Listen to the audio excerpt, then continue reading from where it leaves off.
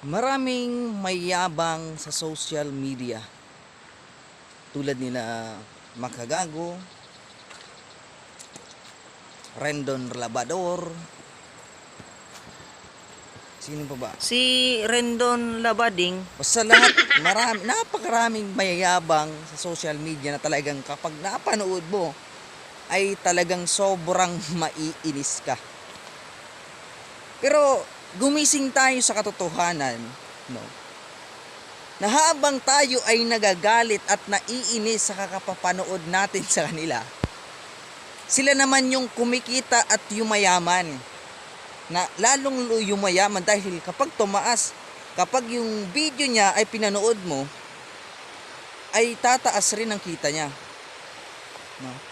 Habang yung naidudulot sa atin ay hindi maganda dahil syempre kapag panood natin yung puro kayabangan ng mga kupal na yan, ay maiinis tayo. Di ba? Pero hindi natin alam, habang naiinis tayo ay tinutulungan natin sila para mas lalong yumaman. No? Dahil sa kayabangan nila. Kaya kung ikaw ay naiinis ka, no, sa kakapanood ng mga bidyong walang kwentang nakakainis naman talaga, ay mas maganda pang gawin mo, huwag ka na lang manood. Huwag mo na lang panoorin yung mga yan. Kasi unang-una, hindi ka pa mai-stress, hindi ka maiinis. No? Yun lang.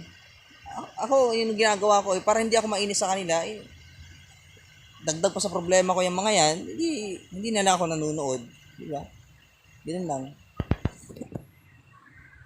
Gusto mo bang kumita ng pera dahil tamad ka?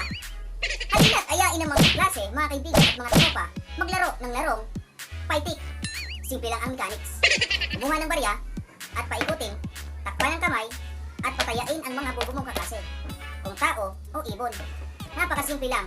At pag tumaya ka ng tao at tao ang lumabas, tiyak na may tama ka sa utak.